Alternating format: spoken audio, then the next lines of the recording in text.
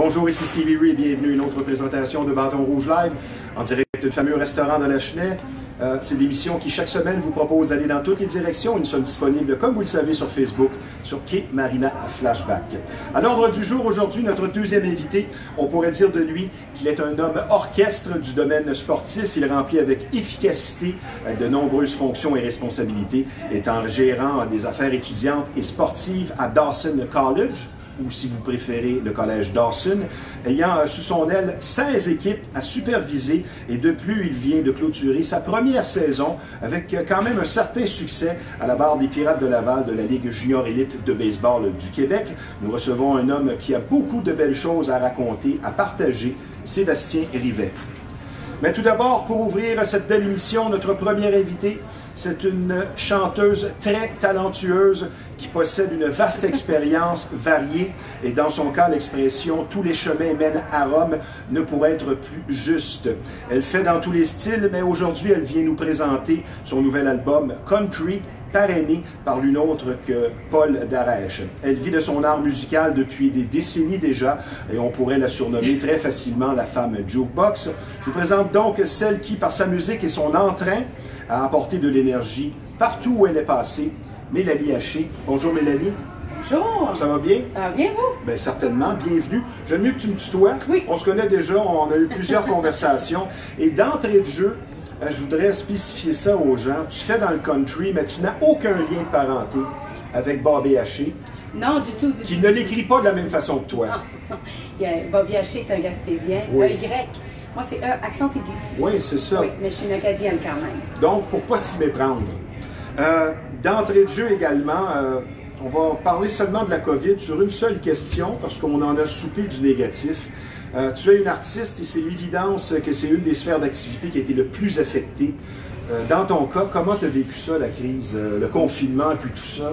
Parce que ça n'a pas été facile pour personne. Et on espère qu'on est passé à autre chose. Bien, c'est sûr. Écoutez, dans le fond, là, la COVID, ça a été vraiment dur pour les artistes. Un petit peu d'inconnu parce que moi, les artistes, on est beaucoup bookés d'avance. Fait que j'avais vraiment une centaine de contrats déjà de signés. Et tout s'est effondré et tout a suivi. Mais c'est pas juste l'argent, c'est aussi la passion. Être en contact avec le public, être sur scène, ça nous procure une adrénaline. Oui, c'est ça. Puis, bref, c'est ça. Il n'y avait plus d'adrénaline, il n'y avait plus d'argent, il n'y avait plus de contrat, il n'y avait plus de monde, mais après ça, on a eu de l'aide, quand même, du gouvernement. Tu sais, les artistes, on a eu un peu d'aide. Et puis aussi, on a eu la chance de faire des lives Facebook. Ça nous a sauvés, ça nous a gardé en vie, en quelque sorte. Oui, bien sûr. Parce qu'un artiste, c'est un petit peu comme un joueur de hockey. Un patineur a besoin de patiner. À un moment donné, à force d'être loin de la scène et du micro, ça finit par nous affecter. C'est pas facile. C'est sûr, c'est sûr. Maintenant, tu nous présentes ton album que j'ai ici. Oui. Parrainé par Paul Darèche. Moi, je pense que tu as fait un exercice qui est propre aux personnes qui sont dans la pensée positive. Tu as formulé un souhait. Tu l'as écrit, tu t'es écrit une lettre, ça s'est concrétisé. J'aimerais que tu me parles de ta relation, comment tu en es venu à avoir un album country produit par Paul Darèche, puisque tu connais sa fille Émilie. Oui, bien, je connais sa fille Émilie, et puis ce qui est arrivé, c'est que pendant la pandémie, on a dit, bon là, c'est le temps de faire quelque chose de nouveau, l'album. Je parlais avec mon ami, puis Sam Simard, qui est l'auteur de 2 chansons. Et puis j'ai dit, ben on va faire un album country. Fait qu'on a décidé ça de même. Tous mes projets, c'est comme ça. Quand je décide quelque chose, je le fais. Je sais pas, j'ai toujours des idées. Quand tu as une idée en tête, tu l'as pas dans les pieds. Exactement. Ensuite, je connaissais Émilie, alors là, mon ami me dit, appelle Émilie pour savoir qui pourrait faire ton album dans les musiciens, si Paul connaît des gens et tout ça. Mais moi, tu sais, dans ma tête, moi, je me disais, pourquoi c'est pas lui qui me ferait mon album? Alors, ce que j'ai fait, j'ai écrit sur un papier comme si j'étais en studio cette journée-là avec Paul, il m'avait écrit des chansons et tout ça. Et j'ai appelé Émilie en lui disant que j'aimerais avoir son père, ses musiciens, tout ça. Et elle m'a dit, mon père, il pourrait peut-être faire ton album. Il y a le temps. Parce que tous les artistes avaient le temps. Alors, c'est ce qui est arrivé. Et puis, 2 semaines après, il m'appelait, puis on se rencontrait et voilà, ça s'est fait. Ah ben c'est fort intéressant. Mélanie, on va reculer ta chaise d'un pouce ou deux seulement. Oui. Parfait. Pendant le confinement, tu as pris une décision. Oui. Tu te diriges vers le country. Comment tout ça s'est déroulé? Parce que toi, je t'ai surnommé la femme jukebox. Je veux dire, on va parler de ta vaste expérience, plusieurs événements, que ce soit des mariages, des célébrations. Tu as vraiment été, tu as baigné dans la musique depuis ta tendre enfance. Oui. Mais qu'est-ce qui fait qu'à un moment donné, tu arrives et tu te dis, ben là, Mélanie Haché, elle veut faire du country, c'est sa voix. Comment tout ça s'est déroulé? Mais comme tu dis, j'ai vraiment beaucoup d'expérience dans tous les styles de chansons, sauf que moi, je suis une Acadienne. Oui. Les Acadiens, ben, la musique country, la musique folk, la musique cajun, c'est dans nos racines. Plus que je vieillis, plus que je voulais chanter francophone avec ma langue, et plus que je voulais aussi participer, revenir à mes racines dans le fond. J'ai toujours aimé le country, j'ai toujours chanté quand même du country parce que je faisais plusieurs shows.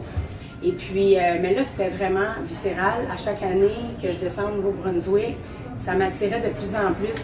Le violon, là, ça vient me chercher dans le fond. Il y a quelque chose. Le violon, tu sais. Ça nous pousse même parfois aux larmes. Oui, oui, exactement. Ben, c'est ça, je suis vraiment une émotive. Alors, c'est ça. Le violon, l'accordéon, ce qui représente mon enfance avec des parties qui duraient 7 jours de Noël, c'est ça. Ah, wow. Mais on ne voit plus tellement ça, des parties de famille tissées aussi serrées et que ça dure là, pendant plusieurs jours. Là, je veux dire, ça doit prendre un certain temps à se remettre de ça parce que pendant 5 ou 7 jours, je veux dire, on ne boit pas seulement du lait. Ben, nous autres, on était enfants dans le temps. OK, c'est ça. Fait que, mais je voyais quand même mes parents. Ben oui. Puis mon oncle magané sur le sofa et tout ça. Ah, ben c'est bon ça. Donc, un exercice de visualisation, est-ce que c'est quelque chose que tu fais assez souvent, ça, quand tu as une idée en tête? J'ai toujours fait ça. Ma mère. Ah oui? T'as enseigné ça? Ben, j'ai toujours fait ça moi-même. Ma mère m'a enseigné ça, oui. Ma mère, elle disait tout le temps, croyez, fais-le, pense-y, ça va arriver.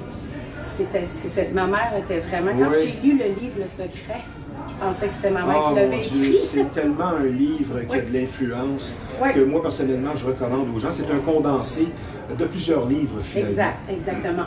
Ouais. On va parler maintenant plus directement de l'album qui sort, je crois, le 9 novembre. Mon album est sorti physiquement. Je l'ai reçu. OK. Puis mais dans les stations officiellement? Dans les stations, oui, le 9 novembre, je fais mon lancement. Okay. Et il va être sur les plateformes numériques partout. Et là, ça joue déjà, je crois, dans plusieurs stations country. Oui, hey, je suis vraiment étonnée. Mais... C'est quoi le titre qui joue là présentement? Ça s'appelle les Parties par ici. Oui. C'est une chanson vraiment acadienne violon qui swing, là, vraiment les parties. Puis ça fait 2 semaines qu'il est sorti, puis j'ai eu plusieurs radios qui m'ont donné des entrevues et tout ça.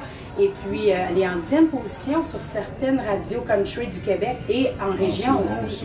Alors, je suis vraiment contente. Puis là, elle va sortir à Sirius bientôt aussi. Alors, tu vas connaître du succès. Sur l'album, il y a 4 covers, des reprises, comme on dit en bon français.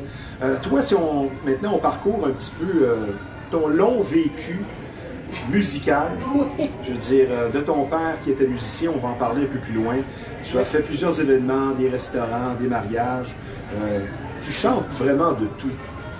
Oui, bien c'est sûr que je chante vraiment de tout.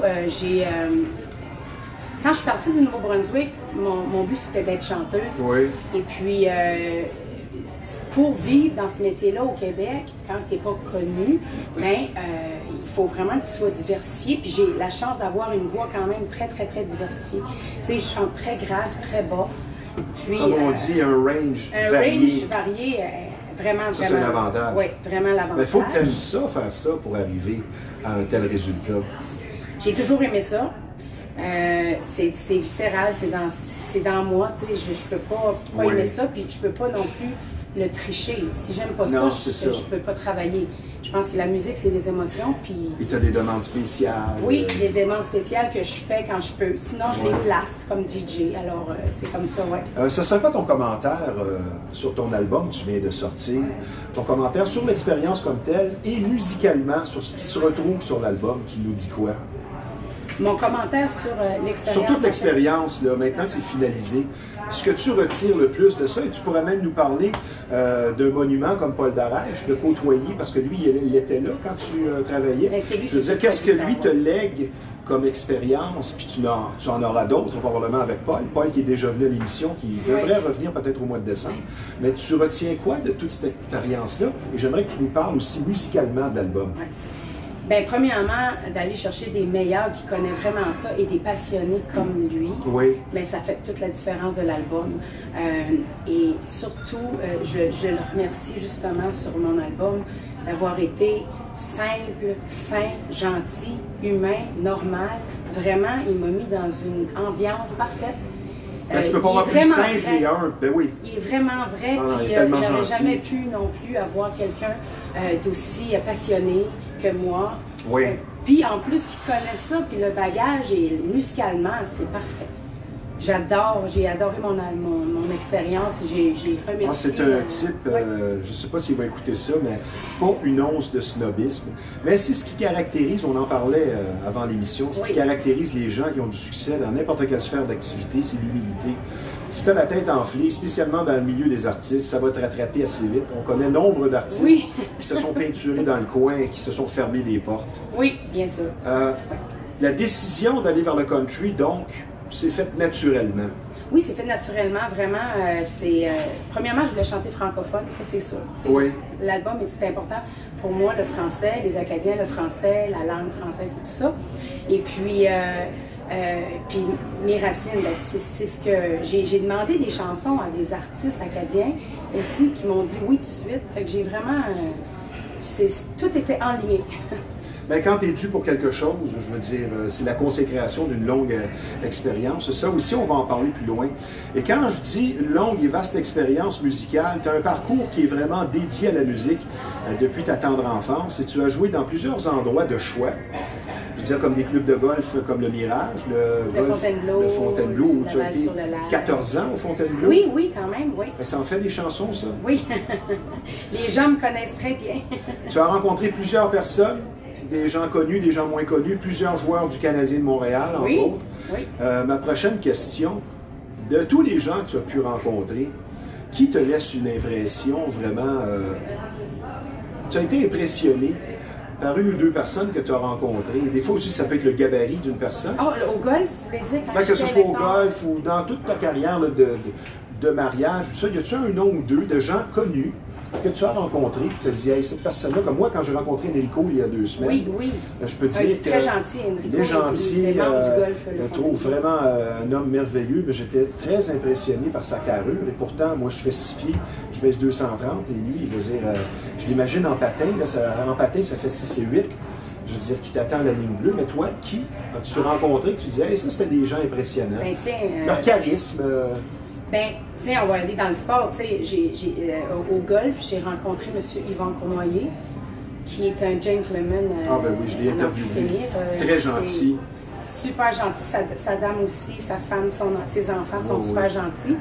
Mais je vais me rappeler toujours là, la journée que j'avais sorti sur la terrasse, puis c'était Patrick Leroy. Oh, wow! Ça, là, ça m'avait fait. Oh, vraiment, là, c'était incroyable. Le charisme, là, la prestance, la grandeur et tout. Lui, il m'avait vraiment fait oui, l'impression favorable. Oui, mais tu sais, comme les anciens aussi, là, Henri, je ne me rappelle pas si c'est Henri Richard que j'avais rencontré. Probablement. Parce qu'à la coupe à M. Cournoyer, ils étaient tous là, tu sais. Puis, M. Lupien. 6 pieds 6. Oui, oui. Puis, ben ça, c'est dans le domaine au golf, là, vraiment que je me rappelle. Le reste, ben, chaque mariage, chaque place où on chante, il y a quelque chose, il y a toujours quelqu'un qui t'impressionne. Ou des anecdotes croustillantes. Ça, on va en énumérer quelques-unes tantôt, on a toutes sortes de choses à nous raconter.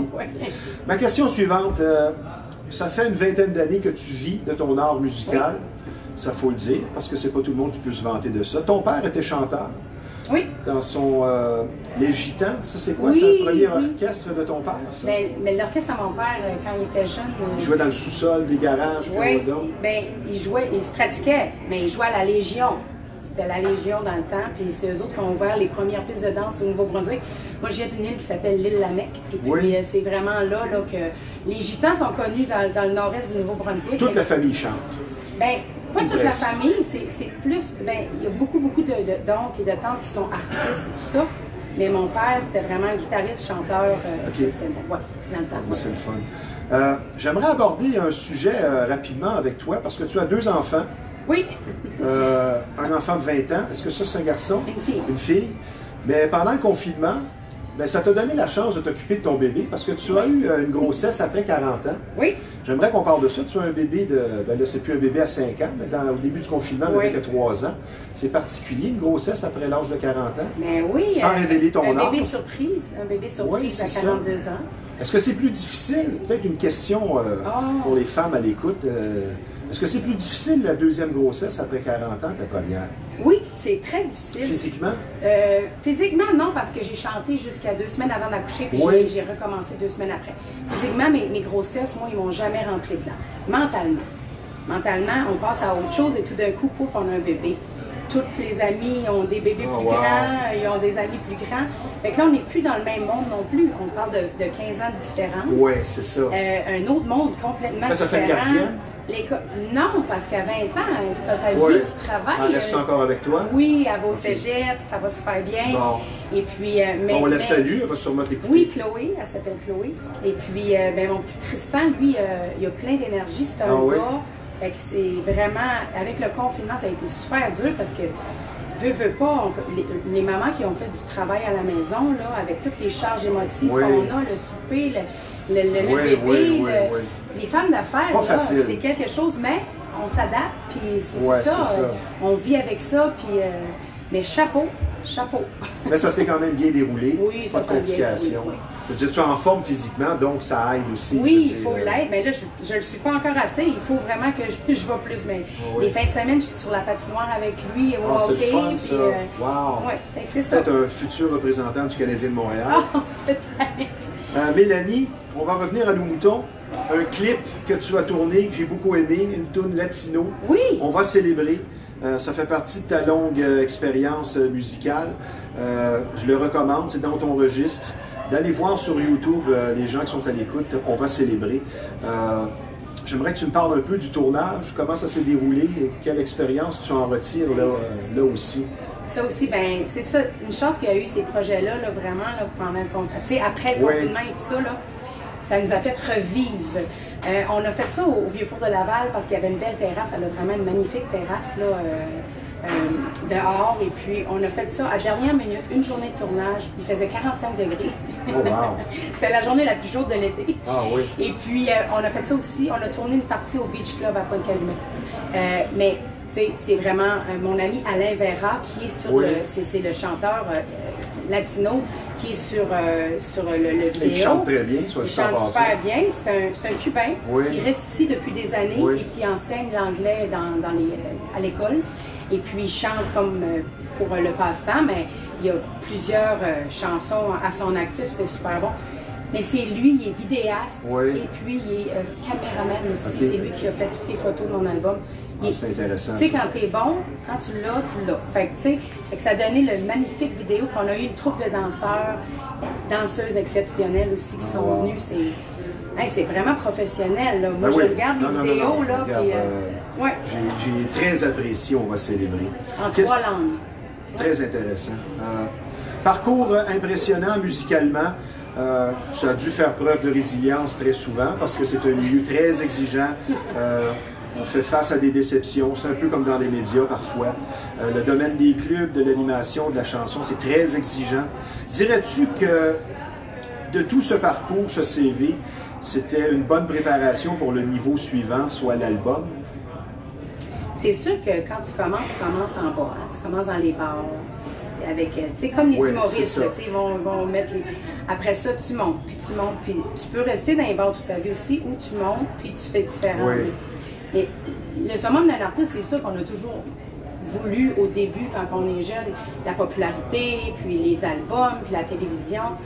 Puis les dernières années, il y a eu beaucoup trop Il y a eu beaucoup d'émissions qui ont enlevé beaucoup de place sur le marché parce que 20 artistes qui sortent en même temps, avec une artiste qui ça fait des années qu'elle essaye de se produire. Fait que, mais la chance, tu l'as, ou quand tu es enligné, mais le reste qui reste de ces artistes-là, il faut qu'ils travaillent quand même. Il faut qu'ils commencent au début comme nous, on a fait. Fait que je pense que... Ça se fait pas instantané. Ça se fait pas instantané. C'est vraiment beaucoup d'ouvrages, beaucoup de déceptions, beaucoup de... Il faut être humble, être sur scène, puis que des fois, il n'y a pas personne qui t'écoute. Je veux dire... Ça forge non seulement le caractère, mais c'est ce qui fait une carrière. Oui, surtout. Mais il faut vraiment toujours persévérer, puis quand on a ça dans le sang, qu'on est vraiment passionné, ben ça va, c'est quand même, ça va bien, tu sais. Sauf qu'il ne faut pas viser toujours le haut au début. Oui, il faut le viser, mais il faut pas... Il faut aller tranquillement. Ben, justement, ma prochaine question va exactement dans ce sens-là. Dans ta vie qui est dédiée, teintée de musique depuis ton plus jeune âge, est-ce qu'on pourrait dire signification avant ambition? C'est ça l'important. C'est une pensée positive en même temps que tu as peut-être lu dans Le Secret, c'est-à-dire faire les choses pour les bonnes raisons, par passion, et pas seulement pour ce qui peut arriver après, pour un succès ou pour l'argent ou peu importe la célébrité. C'est signification, tu fais les choses que tu aimes avant l'ambition. Ben, je pense que tu es d'accord avec ça. Oui, puis mon album, je l'ai fait pour moi, je ne l'ai pas fait pour qu'il est populaire. Puis que... Mais si ça va comme ça, ça va comme ça. C'est ça. Je vais être contente. Mais j'ai vraiment fait pour moi. Pour un souvenir, pour mes enfants. Mon père chante là-dessus. Tu sais, c'était vraiment significatif. Puis je pense que le destin va faire son propre chemin. Mais je l'ai vraiment... Il faut toujours le faire pour soi, tu sais. Mon père, quand on chantait dans les restaurants ou dans les bars ou au début, qui chantait, il me disait tout le temps, Mélanie, tu vas peut-être avoir 10 personnes, mais il faut que tu donnes le 100% comme si vous êtes 1000, parce que la semaine prochaine, les 10 vont en emporter. Donc, toujours donner son meilleur. Exactement. Puis on ne peut pas être toujours aussi trop bon au début. Il faut s'améliorer, sinon on n'a rien d'autre à faire. Je suis d'accord avec toi. Dernière question avant la pause, Mélanie, c'est fort intéressant. Une tournée à prévoir bientôt? Mais c'est sûr que là, c'est sûr. Moi, le but de ça, c'est de faire moins de corporatifs, moins de choses comme ça, et de faire mes propres spectacles. Plus sélective dans ce que tu fais. Oui, exactement. J'étais quand même déjà assez sélective avant la pandémie. Je choisissais beaucoup mes contrats. Mais là, on a recommencé les restaurants parce que pour travailler, tout ça. Mais oui, un show, un spectacle intime, faire la tournée au Nouveau-Brunswick, dans les régions, c'est ce que je veux. Mélanie, recule ta chaise un petit peu. Le régisseur nous fait signe. Recule vraiment. Parfait. Nous allons prendre une pause. Oui. Ça ne sera pas tellement long. On revient avec ce sujet fort intéressant. Je vous rappelle qu'on va regarder Bâton Rouge Live en direct du fameux restaurant de Lachenay, situé au 1400 rue Yves Blais. C'est un endroit imbattable quand on parle de bon repas. L'atmosphère est chaleureuse. Il n'y a rien de mieux qu'un délicieux steak cuit à votre goût. Mais n'oubliez pas, le menu est complet ici. Il n'y a pas que la viande rouge au Bâton Rouge Lachenay. C'est un restaurant de choix qui vous attend, comme je vous le dis, au 1400 rue Yves Blais. Et je vous donne le numéro de téléphone pour les livraisons et pour les réservations dans le 450, c'est le 581-1888. Et je vous rappelle également que nous sommes présentement en conversation avec une talentueuse chanteuse qui vient nous présenter son album country tout récent, soit Mélanie Haché. Maintenant, parlons d'un domaine très en vogue, ayant connu une progression fulgurante au cours des dernières années, soit le tatouage. Je vous parle d'un de nos nouveaux partenaires ici à Bâton Rouge Live, une entreprise où service rime avec qualité, soit Dave White Tattoo. Comme vous le savez, il est difficile de faire confiance et de trouver le parfait artiste tatoueur. Et pour être reçu avec professionnalisme et gentillesse, pour que vos désirs et vos tatouages soient réussis avec finesse, vous n'avez qu'à consulter sur Facebook Dave White Tattoo et le travail sera 100% à votre goût.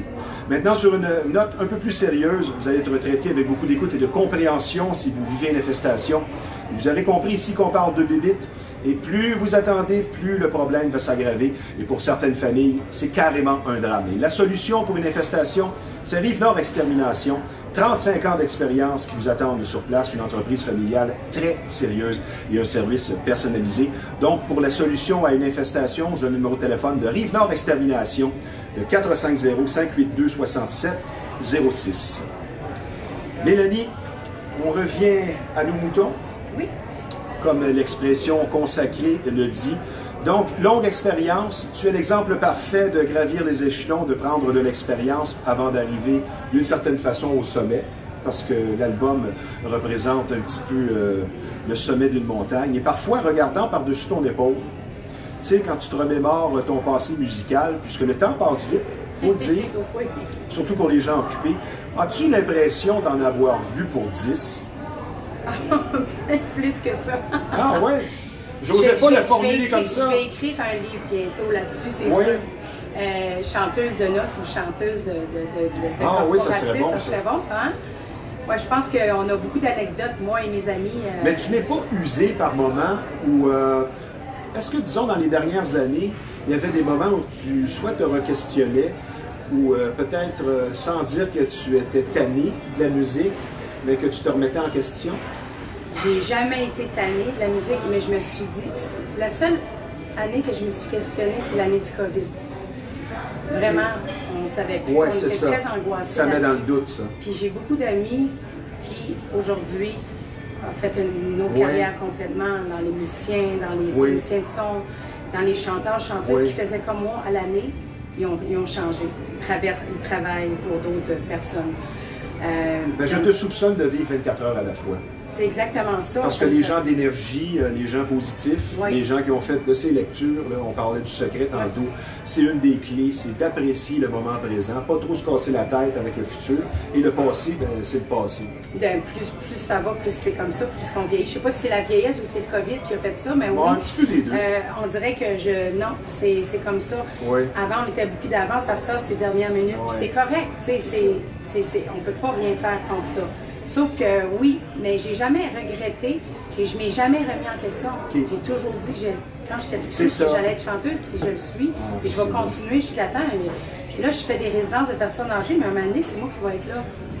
Fait que c'est moi qui vais chanter pour toute la gang là-bas. J'aime ta réflexion sur ce point-là. Mélanie, on poursuit. Nous avons tous nos attentes, nos objectifs dans nos domaines respectifs. Est-ce que enregistrer des albums, se faire un nom dans le domaine de la musique, d'autres vont dire devenir connu. On parlait tantôt, toi et moi, de la célébrité avant l'émission, puis tout ça. Avais-tu un objectif précis en tête au début ou à un moment donné de ta carrière, ou ça s'est déroulé comme ça, puis c'est une suite logique des événements? Mais comme je disais, quand on est jeune, on veut être connu, on veut être à la télé, on veut être partout. Puis plus qu'on vieillit, puis plus qu'on comprend le métier, parce qu'il y a beaucoup de monde qui est connu puis qui ne travaille pas, puis moi je travaille plus que le monde connu. Finalement, je suis connue dans le métier, je suis respectée dans tout ça, sauf que je suis juste pas connue à la télé. Mais... Ben, ça viendra. Mais peut-être, oui. Mais cet album-là est tellement bon. Tu as tellement toujours un beau sourire et une bonne attitude. Je veux dire, tu es l'artiste parfaite dans le fond. Ça suivra, ça j'en suis bien certain. Ben j'espère, puis d'après moi... Mais c'est pas vraiment l'important. Mais c'est pas ça qui est important. L'important, c'est d'être bon. C'est de faire le métier qu'on aime, de faire notre passion, de continuer, puis la journée que ça arrête, on arrête, parce que ça se centre. Mais Mélanie, je vais faire une comparaison avec ce qu'on fait ici, à Bâton Rouge Live. C'est pas TVA, c'est pas Radio-Canada. J'ai travaillé pour des grandes boîtes. Tu ne fais pas ce que tu veux. Ça n'empêche pas de présenter un bon produit. Et je veux dire, l'émission reçoit de bons mots, parfois de gens haut placés. Ça veut tout dire. Je veux dire, c'est ça notre véritable paye. De voir le sourire dans les gens ou l'approbation des gens dans ce qu'on fait. Je vais juste donner un exemple. Là, quand je fais des résidences de personnes âgées, là, c'est pas les places les plus payantes qui ont pas. Souvent, c'est pas les places les plus populaires, c'est pas connu, c'est pas. Quand tu fais chanter une madame que ça fait 3 mois qu'elle n'a pas parlé, puis toutes les infirmières autour pleurent. Quand il y a une madame de 100 ans qui est aux côtés de toi, puis elle chante, puis ça m'est arrivé 3 fois la semaine passée, les semaines passées. Un monsieur de 100 ans qui dansait, puis une madame de 100 ans qui connaissait toutes les chansons. Mais ça, c'est faire revivre les gens. Ça, c'est autant gratifiant qu'être sur la scène, être à TVA ou être partout. Pour moi, c'est ça. Pour moi, c'est ça. C'est beau ce que tu dis. On va revenir à l'album. Est-ce que, en quelque sorte, je l'ai mentionné tantôt, est-ce que c'est une forme de consécration d'une longue carrière, en quelque part, pour toi? C'est le début. Oh! C'est le début, c'est le début. C'est sûr que je vais en faire d'autres. J'ai trop aimé mon expérience. Oui, c'est un début de quelque chose de nouveau. Comme je disais, je suis bébé dans le country. J'arrive pas comme ça avec mes... tu sais, j'ai beaucoup d'expérience, mais dans le country, je On va accélérer le rythme maintenant, on va tomber un petit peu dans ce qu'on appelle les questions rafales, nous sommes bousculés par le temps. On va parler un petit peu de la résilience, qui est un trait de caractère que je crois reconnaître chez toi. De belles choses se concrétisent, franchement, pour une raison ou pour une autre, mais y a-t-il eu des périodes de remise en question, de découragement dans le cas de Mélanie Haché? Peut-être qu'il y a 10 ans, il y a 5 ans. Y a-t-il eu des périodes où tu te dis, je me remets vraiment en question au point de peut-être même quitter le domaine? Jamais au point de quitter le domaine, mais oui, je me remettais en question. J'ai fait plusieurs auditions. Oui. Puis ça n'a jamais fonctionné. Ah, ça, c'est décourageant. Ça, c'était tellement stressant, j'ai dit, je ne me mettrai plus jamais en danger comme ça. Je suis trop vraie pour être auditionnée. Finalement, le dernier audition, j'ai bien fait ça, puis j'étais bien contente, je l'ai fait pour moi. Je l'ai fait pour me faire choisir, je l'ai fait pour moi. Mais jamais, non, jamais. Mais quand on parle d'audition, moi, je peux relater une anecdote qui m'a marqué. C'est Sylvester Stallone qui a écrit le scénario de Rocky. Il faisait audition par-dessus audition, ça ne marchait pas. Qu'est-ce que tu veux? Lui, il a comme sa bouche aussi qui est pas comme tout le monde. Il fait souvent des blagues avec ça. Quand tu dis que c'est prêt pour toi, c'est le bon moment. Il venait de faire une audition où il s'était fait dire non. Il a passé devant un bureau où la porte était ouverte. Il est rentré, il a vu un producteur, il dit « j'ai écrit aussi ». Il a déposé son texte qui était de Rocky 1, qui est devenu une saga, un succès planétaire. Et ça prouve que quand c'est dû pour toi, la porte était ouverte et il aurait passé 30 secondes avant ou après, ça aurait tout changé. Nous poursuivons. Tu es la femme jukebox, de par ta longue expérience. Après un album country comme ça, est-ce que tu pourrais revenir et faire d'autres choses ou maintenant tu es dans le country, tu as trouvé ta voix en une phrase? Tu me dis quoi là-dessus? Non, parce que j'ai trop de projets. Tu ne veux pas te fermer de porte. Je ne veux pas me fermer de porte. Mais tu sais, comme on dit au cinéma, typecasté, qu'un coup que tu as fait de la comédie, ben, tu ne peux pas aller faire du drame, exemple. Non, je pense pas, parce que justement pour motiver, ça nous prend des nouveaux défis. Moi, ça m'en prend. Là, pour l'instant, c'est en spectacle, les shows, le country. Un mois passé, c'était latino. Mais là, vraiment, là, je me concentre avec mon album présent, puis après on verra. C'est bien. On va faire un exercice. Tu es parfaite justement pour ce genre de choses. On va énumérer les différents styles principaux de musique. Tu as interprété tellement de chansons. Et je veux que tu me dises, parce que chaque style présente ses teintes, sa propre structure et son émotion propre. Je te donne un style et tu me réponds en une phrase. Qu'est-ce que ça te fait dans ton cœur? Qu'est-ce que ça rime pour toi quand tu interprètes des chansons? Qu'est-ce que ça signifie, ce style-là? Le rock américain. Le rock américain, ça me défoule, ça me détend, ça vient me chercher. Donc, c'est une musique vraiment à énergie, plus que le dance music pour toi. Oui. Pour moi, du rock, ça vient du cœur. Le dance music et le disco? Dance music, c'est un laisser-aller, une soirée. La liberté. La liberté, oui. Le country, qu'on appelait avant le western, ça, pour toi, le country, ça rime à quoi dans ton cœur, dans tes émotions, quand tu interprètes une chanson country? C'est mes racines. Oui. C'est la racine, ça te ramène au party de Noël? Oui, c'est ça. Racine acadienne. Le techno et le house? On est dans le plus compliqué maintenant. Techno house, j'ai pas vraiment écouté du techno house, mais j'en écoute quand même. Bon pour la danse. Mais, tu sais, lounge, techno, là, décrocher, pas trop concentré. Musique d'ambiance. Ambiance, oui, j'adore. Parce que tu es DJ également, il faut le dire. Le top 40, la musique populaire, est-ce que tu penses que c'est disparu? Et c'est quoi ton avis sur le top 40? Top 40, il y a des tunes qui vont rester à vie, mais ils ne sont pas beaucoup. Parce que tout ce qui joue, même les enfants, même les jeunes, veulent tout entendre ce qu'on jouait dans le temps. Fait que le top 40, il y a des bons succès qui vont rester à vie. Mais il y en a de moins en moins. Mais des fois, je les apprends même pas parce que ça fait 3-4 semaines. Écoutes-tu la musique classique? J'écoute un peu, j'aime beaucoup le piano. Oui? Oui, piano, mais pas nécessairement classique. Oui. Et quand je cuisine, tu sais, plus doux, jazzy, classique. Elle cuisine également. Ben oui. Ah, ben c'est sûr, une mère de famille. Et la musique française de France, est-ce que ça t'attire ou... J'adore les classiques. Oui? Les classiques. Brel, Charles, Aznavour. La nouvelle Zaz, je l'adore. Oui. Mais j'aime vraiment les vieilles chansons, Piaf, tout ça, oui. C'est bon, ça. Ta définition personnelle de la musique, moi je dis toujours que la musique c'est le langage international des humains. Toi tu dirais quoi? C'est le meilleur médicament pour l'âme. Oh, j'aime ça, qu'est-ce que tu dis. C'est quoi tes préférences quand on te demande dans un événement quelconque? Parce que je sais que tu fais du Janis Joplin, tu fais même du Led Zeppelin. Mais qu'est-ce qui vient te chercher dans une demande spéciale? Tu dis, ça peut être une chanson des années 50, peu importe. Dis-moi un titre ou deux que tu adores tout particulièrement. J'en ai tellement, mais je me fais beaucoup demander du Janis, c'est sûr. C'est ma tune fétiche. Le monde qui me connaît, c'est Bobby Miggy. Ah oui? Mais ce qui me touche plus dans les demandes spéciales, c'est quand la personne qui me l'a demandé, il y a toujours une occasion qui est reliée à ça. Et la personne qui la vit, l'émotion qui se passe pendant que je la chante, tu sais, comme un funérail, oui, oui. Une cérémonie, Oui. Une soirée, c'est vraiment ça. Là, en disant ça, j'ai des frissons. C'est C'est bon, vraiment ça. ça, ouais. Un conseil que tu donnerais aux jeunes aspirants, chanteurs, chanteuses qui veulent aller dans ce métier-là? Évidemment, la persévérance, c'est le travail avant tout pour le succès et garder l'esprit ouvert. Tu leur dis quoi?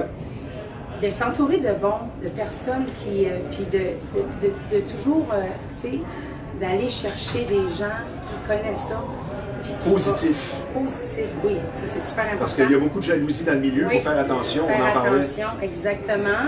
De s'entourer des bons gens qui travaillent avec ces gens-là. Tu sais, Oui. de ne pas être bloqué à avoir de bonnes critiques ou de mauvaises, mais oui, positif, parce que ça c'est sûr.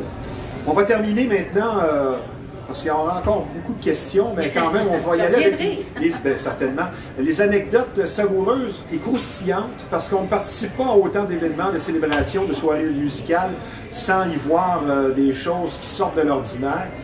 Tu m'as parlé d'une mariée qui était infidèle, même, Oui, juste oui, avant la oui. noce, mais si tu veux me raconter une ou deux anecdotes en terminant. Ben, écoutez, les mariages, il y a toujours des choses qui se passent dans ça. J'en ai fait plus de 300 mariages et puis, écoutez, des infidélités, des mononcles qui parlent trop. Une mariée qui était avec un serveur. Une mariée qui est avec un Juste serveur. avant la noce. Oui, des familles qui se parlent pas et qui sont vraiment pas contents. Des shows on chante une chanson puis la chicane lève parce que la mariée embrasse. Et ça se finit avec la le police. frère, et ça se finit à la police et nous on ne chante pas. Des parties de Noël de bureau. C'est carrément comme au cinéma parfois, c'est tellement que c'est loufoque. C'est exactement ça. As-tu déjà vu un gâteau des mariés tomber? Non, ça j'ai jamais. Oui, mais fondre. Fondre. Avant le début. Tu sais, fondre, là, tu sais, Oh, parce wow. que le crémage est trop. On pourra se reprendre, Mélanie. En terminant, c'est une habitude qu'on a parfois ici. Je vais te donner un cadeau. Oh! Une encyclopédie sur une grande chanteuse que je suis sûr que tu aimes beaucoup, Barbara Streisand. Et Wow. là-dedans, tu vas retrouver tout. Ça fait partie de ma collection personnelle. Tout sur Barbara Streisand, de ses débuts, ses rôles au cinéma. J'adore. Tout est là. C'est à toi. Un beau petit cadeau, donc un bien souvenir gentil. de Bâton Rouge Live. J'invite les gens à aller sur YouTube voir On va célébrer Mélanie Haché. C'est quelque chose qui va vous énergiser, c'est bien certain. C'est très bien fait. C'est très énergique et c'est à voir absolument. Tu es une personne pleine de vie. Tu vis une passion sans cesse renouvelée, ça c'est bien évident, on le voit dans ton sourire. Et ta présence à l'émission est intéressante et appréciée. Je n'ai qu'un seul souhait et je suis sûr qu'il va se concrétiser. Encore beaucoup de musique et encore plusieurs albums pour toi, Mélanie. Ben, merci Et on va se beaucoup. reprendre. Je te souhaite une belle journée. Merci d'avoir été des nôtres. Merci à toi d'inviter. Très sympathique. Merci, Mélanie. Merci. On va maintenant parler de mieux-être. C'est ce que vous offre notre partenaire Happy Buddha, le Centre du Bonheur, avec une super gamme de soins pour le corps et l'esprit. Et pour optimiser et refaire ses énergies, on s'occupe de vous notamment pour les soins et la formation. Access Bar, un déblocage énergétique fait sur place et le drainage, l'info énergétique. Donc, faites-vous une faveur, Happy Buddha, le Centre du Bonheur, pour s'offrir une vie meilleure, comme on vous le dit. C'est vraiment un endroit pour vous. Et pour faire le plein d'énergie complet, un ressourcement parfait, c'est une très belle expérience recommandée. Donc, Happy Buddha, le Centre du Bonheur, pour les meilleurs soins énergétiques, un endroit unique et magique. Et je vous donne le numéro de téléphone dans le 514, qui est le 217 54 75. Maintenant, vous êtes amateur de chasse et de pêche, l'endroit pour vous, c'est Performance Chasse et Pêche, qui est situé au 303 Notre-Dame à Repentigny. Une entreprise qui porte bien son nom, puisque beaucoup d'expériences qui vous attendent sur place. Ça fait déjà un quart de siècle que ce très beau magasin à Pignon-sur-Rue, une bonne réputation, tout simplement le numéro 1 de la Rive-Nord quand on parle de chasse et de pêche. Allez voir François, un chic type, le propriétaire et gérant également sur place. Donc, Performance Chasse et Pêche, 303 Notre-Dame à Repentigny, là où la passion se vit à chaque saison. Maintenant, notre deuxième invité, du sport, il en mange 7 sur 7. Il pratique une profession lui demandant efficacité et polyvalence, puisqu'il est responsable de 16 équipes sportives à Dawson College, ou si vous préférez le collège Dawson. Et de plus, il vient de terminer une très belle saison à titre de gérant des Pirates de Laval de la Ligue junior élite de baseball du Québec. Et pour nous parler de tout ça et bien plus, avec nous, un homme qui ne pourra jamais se passer de sport et qui s'y connaît, Sébastien Rivet. Bonjour Sébastien. Salut Stevie. Ça va très bien? Ça va super, toi. Va bien, je suis content que tu sois là. Merci. Je commençais à m'ennuyer, ça fait longtemps que je ne t'ai pas vu. C'était au début juillet, exactement. C'est ça. Tu étais venu à Friday Night Sports Machine. Et pour parler de sport, je veux dire, tu es le gars parfait. Donc, re-bienvenue. Et avant de parler de tes fonctions et de baseball, évidemment, on a un gérant de calibre, de haut calibre, parce que junior élite, je veux dire, la balle elle commence à rentrer en bon québécois. J'aimerais qu'on parle aussi de l'incidence de la crise sur les jeunes sportifs, parce que qui de mieux placé que toi pour en parler? Tu as vu des exemples de résilience, mais comment ça s'est fait le retour au jeu de ces différents sports là, dont tu es le gérant? Parce que tu as vu aussi des blessures. Tu me parlais de gens qui reviennent et qui ne sont plus nécessairement en forme comme ils l'étaient. C'est quoi ta constatation de tout le phénomène de l'après-crise? Bon, ben c'est très variable. Selon le sport en tant que tel, là, on a au collège, on a repris nos activités avec nos sports d'automne extérieurs, donc rugby, crosse au champ, soccer, et ainsi de suite. Le rugby était particulièrement difficile, tout simplement parce que on est la première ligue au niveau collégial qui reprend avec les règles, les bonnes règles, avec le contact, tout ce qui vient avec. Wow. Ça faisait depuis la dernière saison, c'était même l'automne 2019, c'est collégial. En 2020, au niveau du rugby, on n'a pas été en mesure la fédération n'a pas été en mesure d'avoir des activités régulières. Puis là, ben, l'été 2021, c'est un peu la même chose, en attendant que tout se mette en place avec la vaccination. Puis aussi avec le hockey de la santé publique. Donc, on était la première qui ont repris. On dirait que les gens oublient, hein, le corps oublie les contacts, comment absorber. L'esprit dépasse les capacités physiques. Parfois, on voit ça dans le monde du sport. Tu veux, mais t'es pas prêt. Exact. Puis, on a assisté à beaucoup plus de blessures, en tout cas au niveau du rugby, beaucoup plus de gens qui ont peu d'expérience en rugby, parce qu'il y en a qui ont décroché. On voit avec la période morte, il y en a qui ont décroché, qui ont passé à d'autres choses. Puis, mais ça, c'est le sport le plus touché, tu dirais? Ben, en tout cas, moi, quand j'arrive avec le lundi matin, j'ai mon rapport de blessure de mes thérapeutes sportifs. Le rugby est en tête de liste, avec, puis c'est surtout ce qui était plus inquiétant, je dirais, de notre côté, c'est les blessures à la tête. C'est ça. Parce que prendre un contact donné, il y a des impacts, il n'y a pas d'équipement rugby dans c'est pas la même chose. C'est pas la même chose, puis c'est des étudiants aussi. Donc, nous, on veut qu'ils soient en mesure de progresser au niveau académique. Puis le sport est un moyen de les faire progresser au niveau académique. Là, présentement, on met ça un peu sur pause. Fait que c'est un ajustement. On n'est pas les seuls qui vivent cette situation-là. C'est ça. On a d'autres collèges. J'ai d'autres collègues là, qui vivent la même situation dans leurs collèges respectifs. Donc, c'est un gros choc. Puis aussi, on a d'autres disciplines sportives, que la participation était vraiment crosse au champ. On a essayé, on a une tradition de crosse au champ au collège. Puis cette année, on a dû mettre fin à l'équipe parce qu'on avait un nombre insuffisant de participants pour plusieurs raisons. Pour les craintes de COVID, on a eu le passeport vaccinal qui a été mis en application. Ça commence à faire plusieurs données à gérer. C'est ça. Quand on n'a pas un gros pool d'étudiants athlètes, puis qu'on en coupe 2-3, ben, l'impact, c'est un gros impact. Sébastien, tu en es à ta 4e année? Oui. Au Collège Dawson. 16 équipes sous ta tutelle, plusieurs sports, des fonctions de supervision finalement, 3 techniciens qui travaillent pour toi, tu t'occupes des embauches. Donc, tu es un gars de public. Oui, tu es un universitaire. Oui.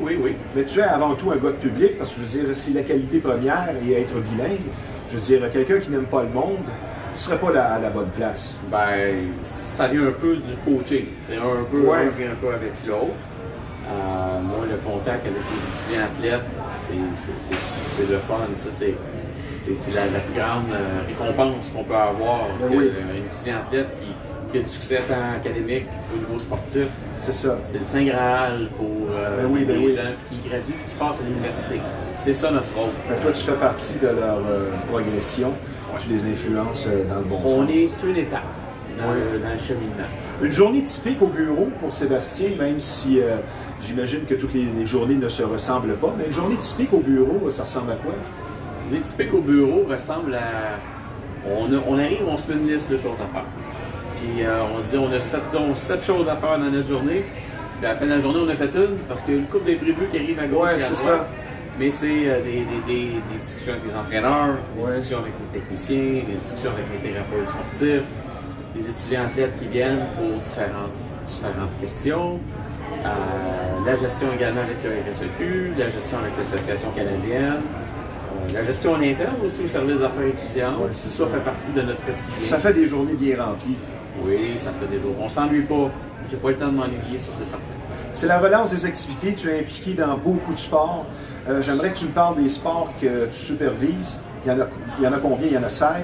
Mais faire la nomenclature de tous les sports que tu supervises, avec peut-être leur mentalité qui est différente d'un sport à l'autre. Parce que c'est sûr que le rugby ne représente pas la même mentalité, disons, que le tennis, par exemple. Mais quels sont les sports que tu supervises? Bon, là je vais aller... On va être ici longtemps? Ouais, ben là, disons que le collège à Dawson, on est connu comme étant un collège de basketball. Oui. On a une longue tradition de basketball au collège. Toujours de bonnes équipes compétitives. Oui, des championnats canadiens, on a plusieurs bannières qui sont c'est fiers ça. dessus dans nos gymnases. Mais on a une tradition sportive basketball très forte. On a quand même 10 000 étudiants qui viennent de jour au collège parce qu'on a également une tangente de soir. Donc, on a un gros pool, puis il y a beaucoup de gens. Le basketball, c'est un sport populaire depuis longtemps. Encore plus maintenant avec les Raptors qui amènent une visibilité Oui, c'est ça. sur la pratique du basketball. C'est dû débloquer pour plusieurs institutions le basket et Ah mettre oui. sur la map carrément. Carrément. La participation même au niveau des écoles secondaires, c'est très élevé. Oui. Puis, fait que le pipeline, comme je dis en anglais, on peut dire, est très très présent.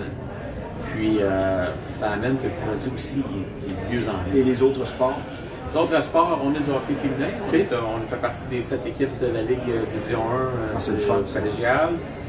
On a également des disciplines d'automne. On a du golf, Ok. on a du baseball. Tu du tennis? Non, on n'a pas de tennis. Ok. Le tennis est une discipline qui a disparu au fil des ans, la pratique. On en a déjà eu au collège dans les années 80.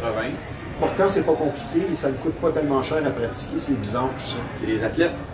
C'est Ouais. les étudiants athlètes qu'il faut trouver. Cette année, on a relancé le programme de cross-country, de la course, avec un succès. Je suis très content mes attentes étaient à base. Puis finalement, la participation est bonne. Puis on a des bons coureurs également. C'est bon ça. Donc, fait que ça, c'est un côté plaisant quand on part quelque chose que ça arrive. Le baseball, on a une équipe de baseball au collège, des formations professionnelles. Je dirais qu'on a une ligue collégiale. Mais toi, t'aimes pas tellement le baseball, Non, j'imagine? non. Fait que, mais on a parti une équipe il y a 3 ans, Ok. une équipe de baseball collégial. Puis on a les badminton, on a les 2 équipes de volleyball, c'est on a bon. le Ça en fait du monde et des choses à voir, ça. Oui, je peux pas tout voir, malheureusement. Je Fait peux que t'as pas des tout voir. assistants? On a des techniciens en loisirs, on a une équipe qui est super Ouais, c'est ça. intéressante, qui travaille en fonction de l'étudiant athlète. Ouais. C'est ça qui est prioritaire. On va maintenant parler de ton ascension vers ce poste qu'on pourrait dire prestigieux. Je veux dire, en tout cas, qui sort de l'ordinaire. Comment ça s'est produit, ton embauche?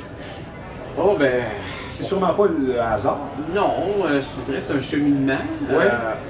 Je dirais que ces postes-là, c'est des postes qui me considère privilégié. Oui. Comme mes autres collègues C'est ça. qui font la même Beaucoup tâche que d'applis moi. peu début. Ouais, ben, c'est ça. C'est des backgrounds sportifs pour la grande majorité de mes collègues qui ont tous joué. Il y en a qui ont joué au football universitaire, il y en a qui ont joué un peu partout. C'est super intéressant, c'est des jobs de fun, c'est très enrichissant. Moi, j'ai commencé, mon cheminement professionnel a commencé à Baseball Québec à ma sortie de l'université. Ouais. Par la suite, de fil en aiguille, je me suis retrouvé au sport étudiant Richelieu, qui est un organisme qui gérait plutôt au niveau secondaire, les activités au niveau secondaire. J'ai fait quelques années, puis après ça, une opportunité qui s'est ouverte au bureau provincial du RSEQ.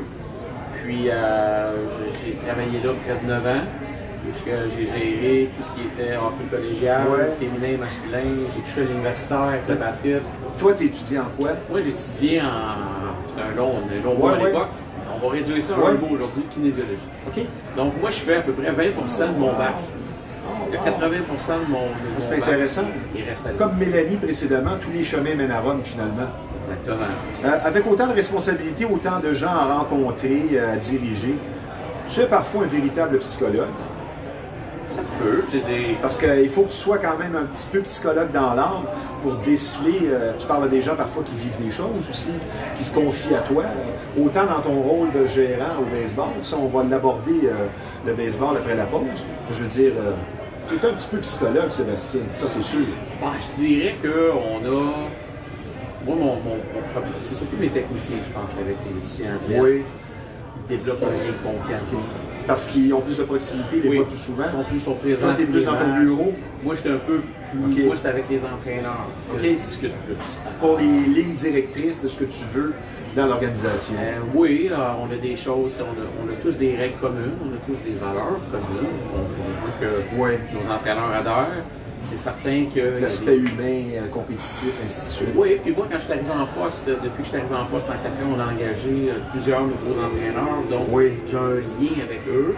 J'ai hérité aussi d'entraîneurs de mon prédécesseur qui ont un background extrêmement intéressant.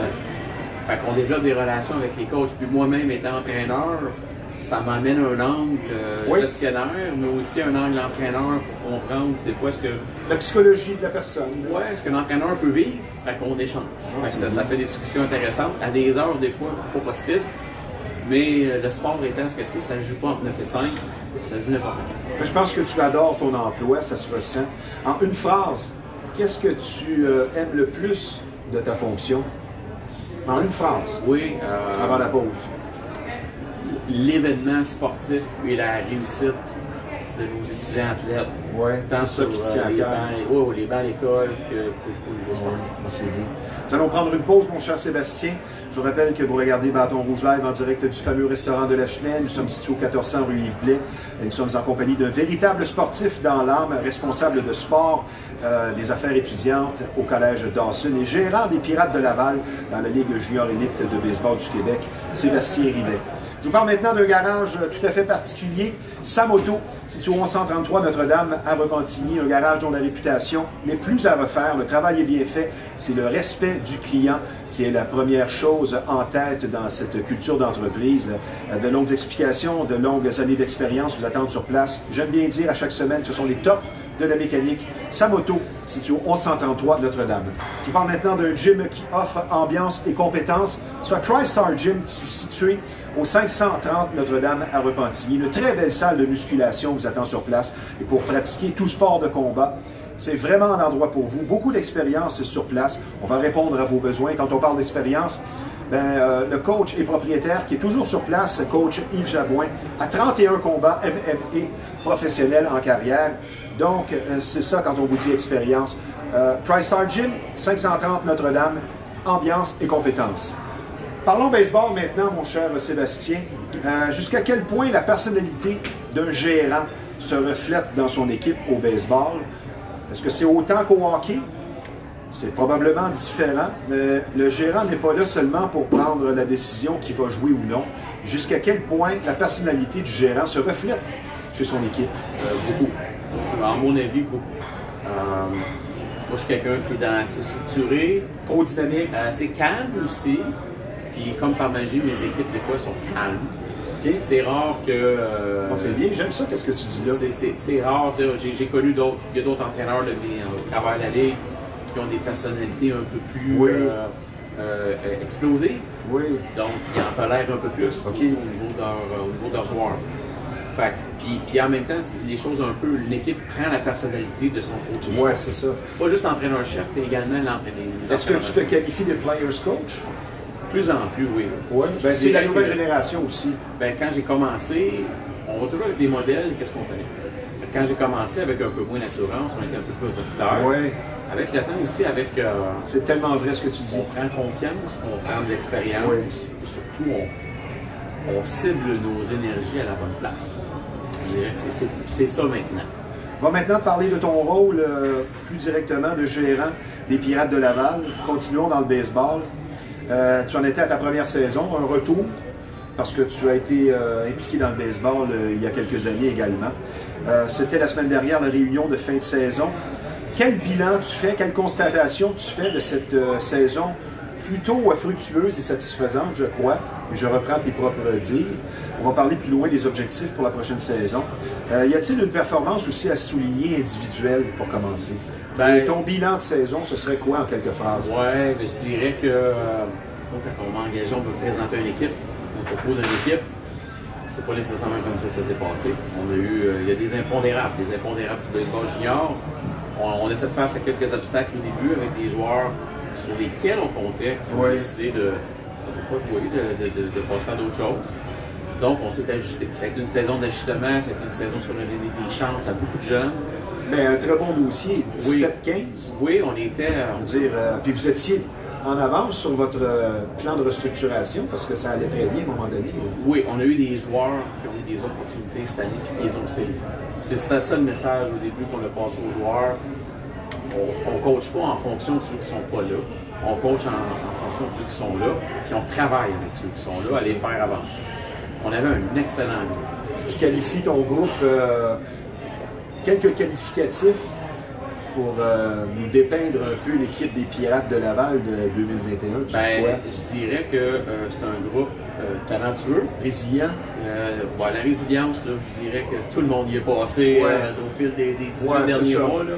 Ça a été particulièrement pénible, mais surtout un groupe qui s'entendait bien et qui a un bon mix de personnalité. Qui fait que les jeunes, les joueurs, ils demeuraient ensemble, puis à la fin des matchs, ça restait à la stationnement, ça restait pendant une heure ou deux, ça jasait. Ils aimaient être ensemble. Puis moi, nous, le coaching staff, on a adoré travailler avec le groupe qu'on avait cette année. C'était le fun de se présenter au terrain. As-tu une performance ou deux que tu voudrais souligner? Sans oublier personne, parce que tout le monde a produit. Un lanceur peut-être en particulier? Un lanceur, cette année, on a 3 lanceurs. Ils ont donné des performances avec Gabriel Archambault, sa première année dans la Ligue, là, qui nous a donné beaucoup plus qu'on s'attendait à ce qu'il nous donne. Il y avait certaines contraintes au début, finalement, on a passé à travers ça. Matthew Bombersback, qu'on est allé chercher dans un repêchage à la salle. C'est bon, ça. Qui, au fur et à mesure que la saison progressait, lui, ses performances étaient également de mieux en mieux. C'est le fun. Puis on a un jeune de 18 ans, Anthony Charbonneau, qui lui a été notre lanceur numéro 1 en séries éliminatoires, qui a vraiment été arrivé et qui a eu une belle progression. Une belle progression. Puis j'en ai d'autres aussi là, qui nous ont démontré des super beaux flashs au courant de la saison et qu'on peut être vraiment optimiste pour la saison prochaine. Surpris de la performance et de la victoire des champions 2021, les Bisons de Saint-Eustache? C'était nos adversaires en première ronde. Oui. Je dirais surpris de voir qu'ils ont remporté la balle? Rien ne me surprend. Il faut être hot au bon moment. Puis les Bisons ont eu un calendrier extrêmement difficile. Leurs 7 premiers matchs ont été vraiment à cause de la pluie. Ils ont eu un calendrier super condensé parce que c'était 32 matchs en 2 mois. C'est bon de le mentionner, ça change tout. Ça change tout. Fait qu'ils ont commencé la saison régulière, on avait joué 6 matchs. Donc, ils ont tous rattrapé ça. On a eu nos opportunités en première ronde, on les a pas saisies. Eux, ils les ont saisies. Puis après ça, ça a créé un momentum qui ont sorti Repentigny, qui était le club champion de la saison régulière. Mais ce qui m'amène à ma prochaine question, j'allais justement aborder avec toi la question de momentum.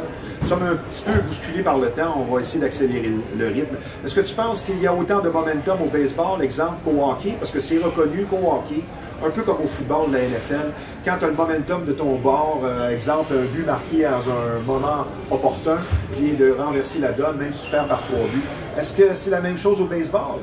Le momentum, c'est sur une journée. Fait que, J'aime ce que tu dis. c'est sur une journée, donc il peut y avoir quelque chose qui peut se passer en première manche, qui change ou en troisième manche, qui change le rythme du match. Quand on joue un programme double, ben, c'est impossible de dire, on a beau dire, on oublie ça, on passe à d'autres choses. C'est pas tout le monde, pas tout le monde qui sont capables de l'oublier.